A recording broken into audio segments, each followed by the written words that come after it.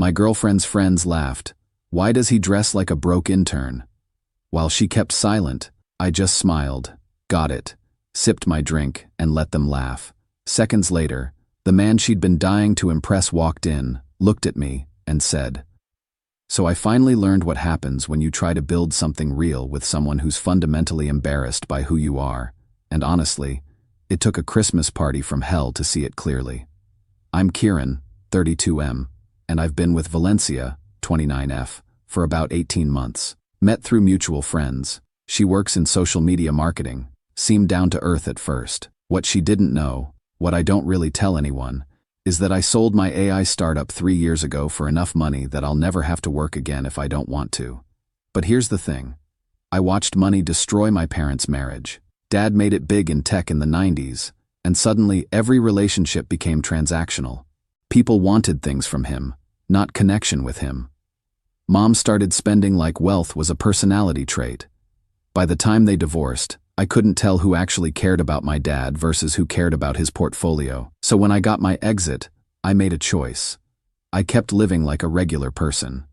8-year-old Subaru, Capitol Hill apartment that costs $1,800 a month, clothes from thrift stores and Target. The idea was to find someone who'd love me when they thought I was just another Seattle tech guy scraping by. Valencia seemed perfect for this test. She wasn't materialistic, didn't care about fancy restaurants, was happy splitting Taco Bell tabs. For about a year, I thought I'd found someone genuine. Then her social circle started getting to her. Her friend group is intense. Thalia works in investment banking and won't shut up about her boyfriend's salary. Mira married a surgeon and treats it like a competitive sport. These women measure everything by external markers. Who has the better apartment? Whose boyfriend drives the nicer car? Who's vacationing where? And slowly, I started failing their tests. "Why don't you ever want to go anywhere nice?" Valencia asked a few months ago. Mira and David just got back from Napa, and here we are splitting grocery costs like college students. When I suggested we could afford nice things sometimes, she said, "With what money? You work for some tiny consulting firm." I told her I did okay, that money wasn't really the issue. But she'd already made up her mind about what my life looked like from the outside. The breaking point was last week's Christmas party. Valencia's marketing agency was having this fancy thing at some upscale restaurant in Belltown. She asked me to come, but I could tell she was nervous about it. "Just try to fit in, okay?" she said in the Uber. "These people are important for my career." I should have known right then that we were done. The party was exactly what I expected. Young professionals networking aggressively, everyone discussing their year-end bonuses and vacation plans. Valencia immediately gravitated toward her friend group, and I tried to just be supportive arm candy. That's when the commentary started. "God, Valencia, when are you going to upgrade?" Thalia said, loud enough for nearby tables to hear. "My boyfriend just bought me a Cartier watch for Christmas." "What did Kieran get you? A Target gift card?" Valencia laughed, and said, "He's sweet, but yeah, not exactly playing in the same league." I stood there holding my beer, watching my girlfriend of 18 months dismiss me as a consolation prize in front of her friends. But it got worse. Mira chimed in, "Honestly, Val, you could do so much better. There are actual successful men in this city. Why are you settling for someone with no ambition?" "Maybe I should find someone who can actually afford to take me places," Valencia said, getting bolder with each comment. "Someone with real goals." The worst part wasn't what they were saying about my bank account.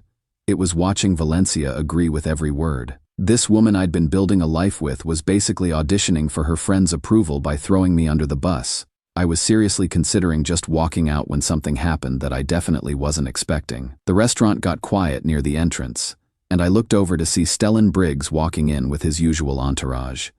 Stellan's the CEO of one of Seattle's biggest tech companies, and we've been working on a partnership for my new venture. Really nice guy, but definitely operates at a different level than most people. He scanned the room for a minute, then his face lit up when he spotted me. "There's the genius I've been looking for," he called out, walking straight over to our table. "Kieran, perfect timing. Are you ready to change the world again?" The conversation at our table stopped dead. Valencia and her friends were staring like they'd never seen me before.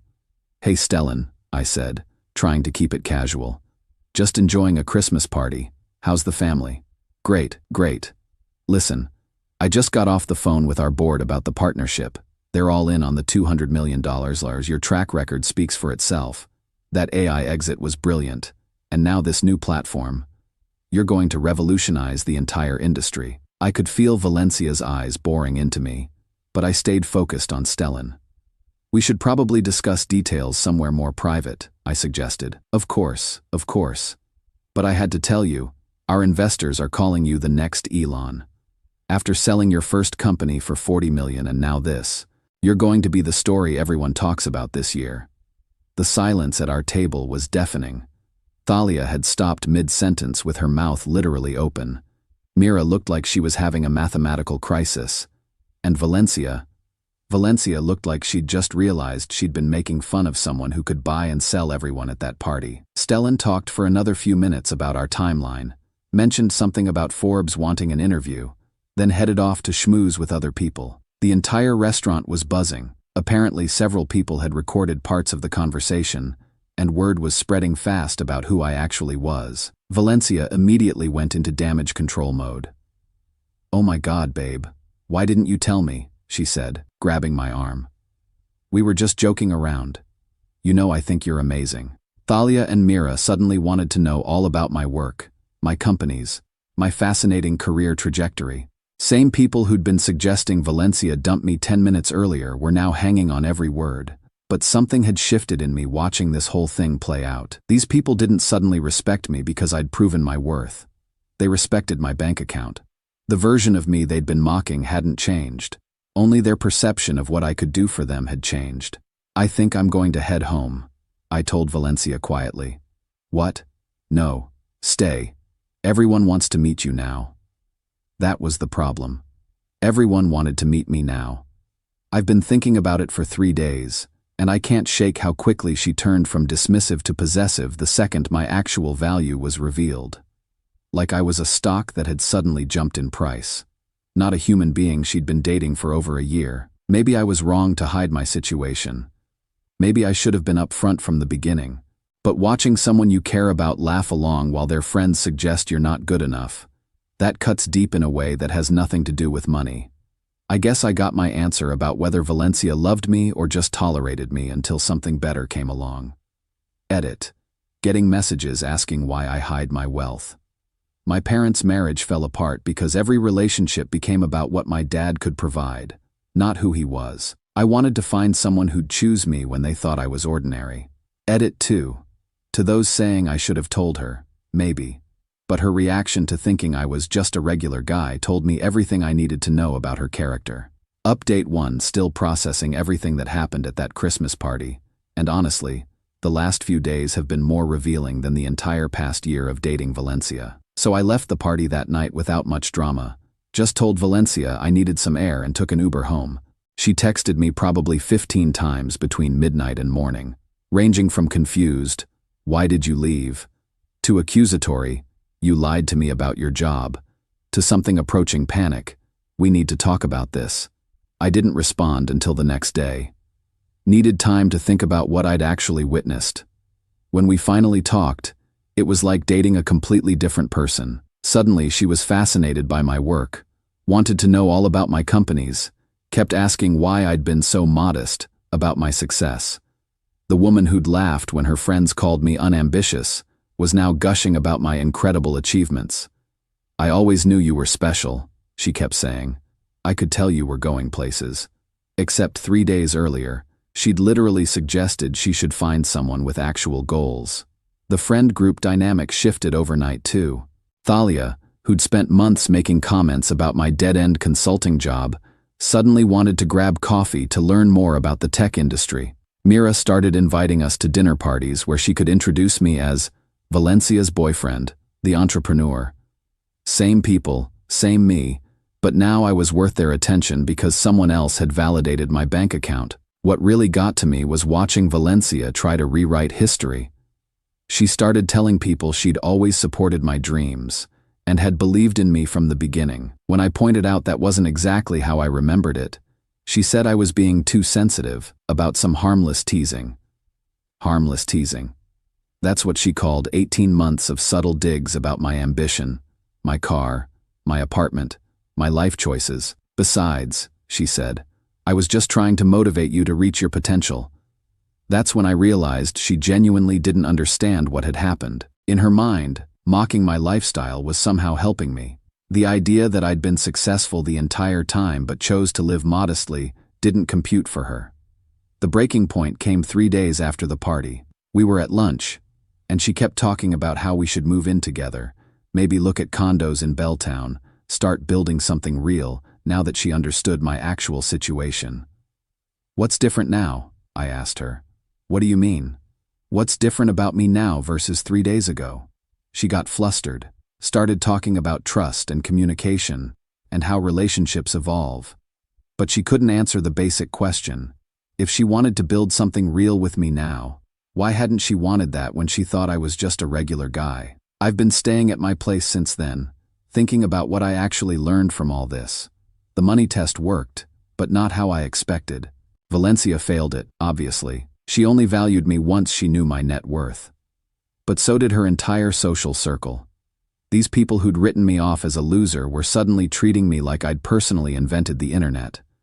What surprised me was how much that hurt. I thought I'd prepared myself for this possibility, but watching people I'd spent months getting to know completely change their behavior based on a number in my bank account. It's dehumanizing in a way that's hard to describe. But here's the thing I didn't anticipate. A few people passed the test beautifully. Riven, a guy I met at a climbing gym, had no idea about my background until the story started spreading through Seattle tech circles. His reaction when he found out? Dude, that's cool. Want to grab pizza after climbing? Celestia, the manager at that restaurant, came over after Stellan left to check if I was okay. You looked pretty uncomfortable during that whole thing, she said. Rich or not, being put on the spot like that sucks. She had no reason to care about my feelings except basic human decency. Didn't know my net worth. Didn't want anything from me. Just saw someone who seemed overwhelmed and offered kindness. That's the difference I'm starting to understand. Some people treat you based on what they think you can do for them. Others just treat you like a human being worth caring about. Valencia wants to meet this week to work through our communication issues. But I don't think we have communication issues. I think we have fundamental values differences that no amount of talking is going to fix. She loved the idea of me once she knew I was wealthy. But she was embarrassed by the reality of me when she thought I was ordinary. I'm not sure that's something you come back from. Edit. People asking if I'll give her another chance since she's trying to make things right. The thing is, she's not trying to make things right with the person she thought I was. She's trying to make things right with the wealthy version of me. Edit 2. To those saying I should understand her perspective, maybe I should. But I need someone who can love me at my most ordinary, not just celebrate me at my most impressive. Final update, been getting messages asking how things worked out with Valencia and the whole Christmas party situation, so figured I'd give you guys the final chapter. Spoiler alert. Valencia and I didn't work things out. We tried for about 2 weeks after that party. She kept insisting that she'd never meant to hurt me, that her friends' opinions didn't matter, that she wanted to build a real future together. But every conversation felt like she was talking to the wealthy version of me, not the person she'd been dating for 18 months. The end came when she suggested we throw a housewarming party for my new place. Except I wasn't moving. I liked my Capitol Hill apartment, liked the neighborhood, liked keeping my life simple. But she'd already mentally rewritten our story to match her expectations of what a tech entrepreneur's girlfriend should be doing. Don't you want people to see how successful you are? She asked when I said I wasn't interested in upgrading. That question told me everything I needed to know. She was dating my success, not me. So I ended it. Clean break, no drama. Just acknowledged that we wanted different things from life. She was hurt, confused, kept asking if we could try couples therapy. But you can't therapy your way out of fundamental incompatibility about what matters. The social fallout was interesting to watch from a distance. Turns out Valencia had been bragging to her friend group about dating a secret millionaire, using my story as social currency. When we broke up, she lost that currency. Thalia and Mira went back to their subtle digs about her choices, except now they had more ammunition. I felt bad about that part. She didn't deserve to be mocked by friends, even if those friends had shown their true colors at the party. Professional life has been good. The partnership with Stellan's company launched 3 months ago, and our platform is performing better than projected. Got the Forbes interview, which was surreal but fun. More importantly, I'm building something I actually care about with people I respect. But the real win happened about 4 months ago. I volunteer at an elementary school in South Seattle, helping kids with basic computer skills. It's something I started years ago, back when I was just another programmer trying to give back. The kids don't know or care that I have money. They just know I show up every Tuesday and help them build things. That's where I met Zara. She's a 3rd-grade teacher, been working at the school for 6 years. Grew up in the neighborhood, went to college on scholarships, came back to teach, because she wanted to make a difference where she'd grown up. When I first started volunteering, she was the teacher who helped me figure out how to actually connect with 8-year-olds instead of just talking at them. We started grabbing coffee after volunteer sessions, talking about education and technology and how to help kids who don't have resources at home. She knew I worked in tech but had no idea about the money, the companies, any of it. Just knew I cared about the same things she did. 3 months ago, one of her students mentioned seeing my name in a newspaper article about Seattle entrepreneurs. Zara asked me about it later, and I told her the whole story: the startup, the exit, the choice to live modestly, the Valencia situation. Her response? That explains why you actually understand how to build sustainable programs instead of just throwing money at problems. No shock, no sudden change in behavior, no questions about my bank account. Just acknowledgement that having resources meant I could approach volunteering differently, and appreciation that I was using them thoughtfully. That's when I knew she was different. We've been together for 2 months now, and she's never asked about my financial situation, never suggested we upgrade our date locations, never made me feel like my worth was tied to what I could provide. When I offered to help fund a computer lab at her school, she made sure I understood exactly how the money would be used and what outcomes we were trying to achieve. She loves me for the same reasons she loved me when she thought I was just another volunteer with a day job in tech. Because I show up consistently, because I listen to what kids actually need, because I treat education like it matters. The Valencia situation taught me something crucial about authenticity. I thought hiding my wealth would help me find genuine connection, and it did, but not in the way I expected. It didn't just filter out people who only cared about money.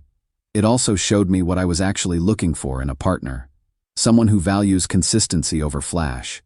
Someone who measures worth by impact, not income. Someone who chooses you for your character when they think you're ordinary, not for your potential when they learn you're extraordinary. Zara has never seen my investment portfolio, and she doesn't need to. She's seen me spend 3 hours helping a kid debug a simple coding project. She's watched me research education policy because I wanted to understand the systemic issues her students face. She knows I'll show up every Tuesday whether I'm having a good week or a terrible one. That's the person she fell for, the consistent, committed version of me, not the wealthy version. Last month, her school's heating system broke right before winter. The district didn't have emergency funds, and kids were sitting in classrooms wearing coats.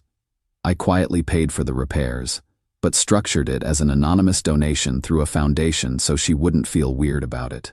When the principal announced they'd received emergency funding, Zara cried in the faculty meeting. Not because someone had solved a problem with money, but because someone had cared enough about her students to act quickly.